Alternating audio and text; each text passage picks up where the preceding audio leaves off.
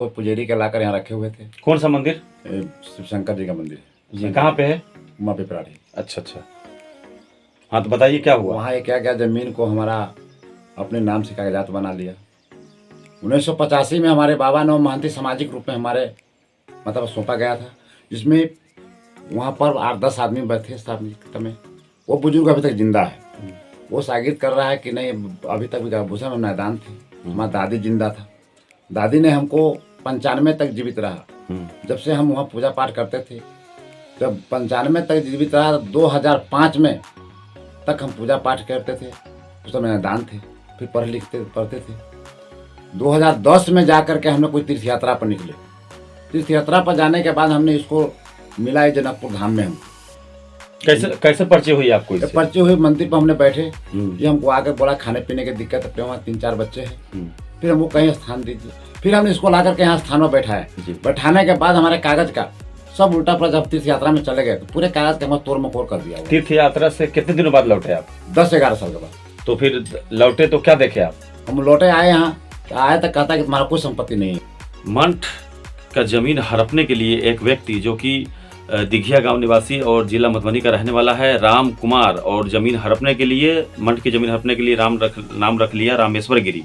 और असल में इसके पिता का जो नाम है अभी रख लिया है देवतानंद गिरी, जबकि इसके पिता का नाम है संत गिरी। असल में इसके पिता का नाम है संत गिरी, मगर मंठ के जो पुजारी बाबा बहुत साल पहले थे उसको ही अपना पिता बना लिया फर्जीवाड़ा करके, और मंदिर की जमीन और हड़पना चाहता है, बल्कि पूरे मंदिर को हड़पना चाहता है।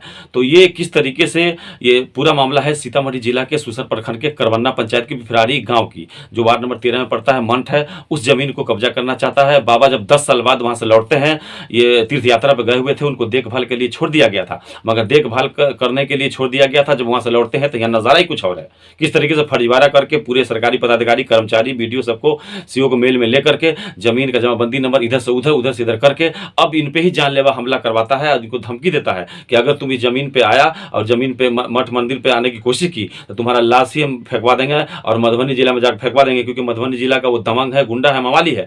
तो किस तरीके से यहाँ पे कब्जा कर रखा है जमीन को।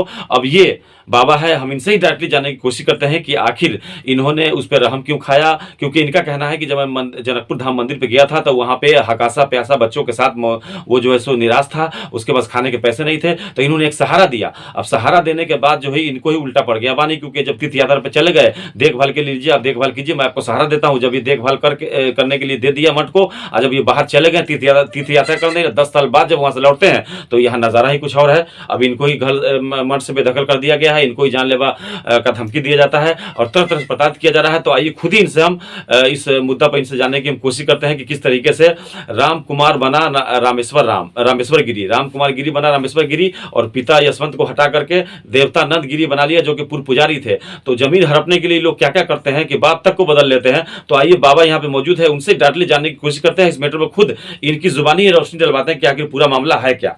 हाँ बताइए अपना। घर सासाराम, जिला सीतामढ़ी, थाना परिहार। वर्तमान पता है सुरसंड अंचल, करवन्ना पंचायत, पिपराड़ी गांव। क्या मामला है? मठ मंदिर का मामला है। हाँ। जो मंदिर 10 साल पहले हमने इसको जनकपुर से ला करके यहाँ मंदिर पर रखे। हमने यहाँ से तीर्थ यात्रा पर गए, जाने के बाद हमने सारे संपत्ति सौंप दिए, जो तुम देखभाल करो, जो बाजावारी हो अपना खाया पीना रखना, अपना हमसे कोई ताल्लुकात नहीं, खाना। इससे ताल्लुकात कैसे हुआ आपको? इससे ताल्लुकात हुआ क्या, वहाँ मंदिर पर हम गए थे घूमने।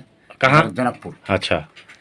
तो वहाँ नागा मंदिर बोलता है, नागा जी का, वहाँ हमको मिला। वहाँ से फिर हमने इसको लेकर के चला है, जैसे भूखे लगे था, खाने पीने की दिक्कत था इसके साथ।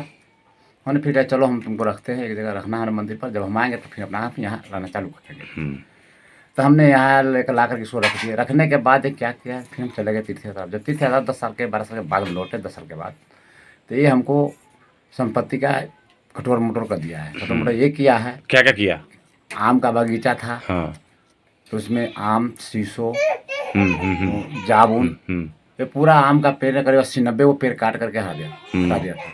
हम तो देखते ही आश्चर्य हो गए। होने के बाद खेत था, उस खेत में माटी करीब 1-1.5 लाख का माटी बेच दिया। वो सब आया तो समाज बोला हमको, जैसे कितना का प्रॉपर्टी है मठ के नाम? मठ के नाम से प्रॉपर्टी है, कम बेचा है, 3 बीघा खेती है। अच्छा। और उसमें करीब 100 आम का पेड़, शीशो, जामुन, एक जामुन बेचा है 40,000 में। अच्छा।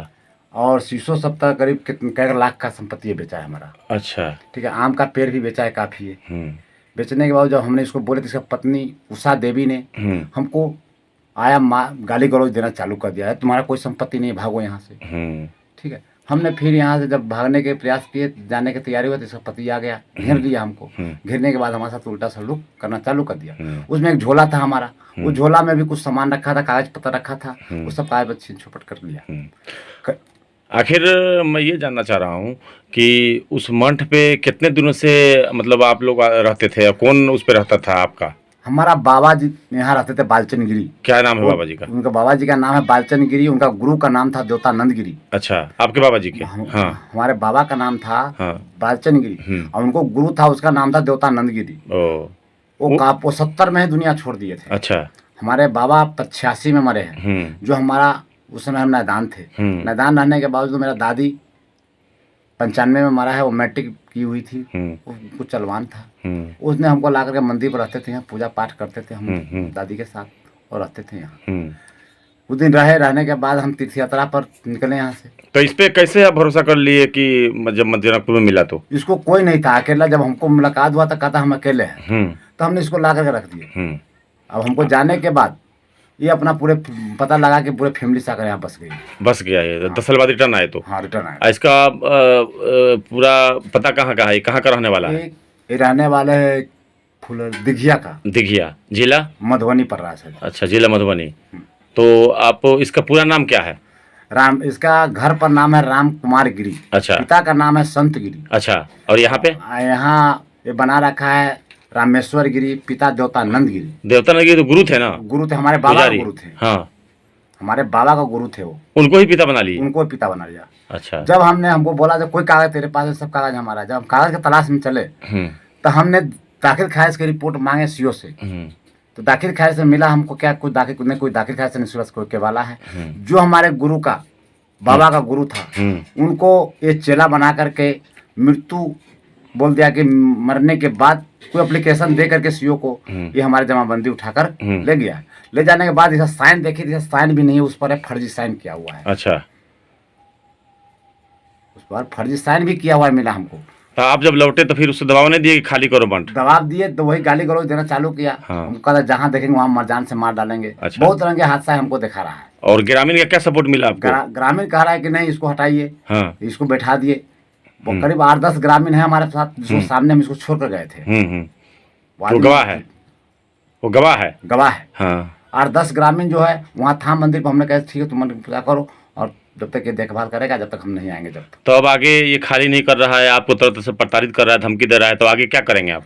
हमने आगे फिर कानून के दौरान में गए कोर्ट में। कोर्ट में जब गए, कागज हम पेशी किए, जब एक हमारे ऊपर गलत इंजाम जोड़ करके केस मुकदमा चालू कर दिया। झूठा मुकदमा? झूठा मुकदमा। कितना मुकदमा करवा दिया आप पे? 4 मुकदमा करवा दिया। 4 मुकदमा? 4। तो आप इधर अभी क्या कर रहे हैं आप? हम भी मुकदमा में जुड़े हुए हैं इससे।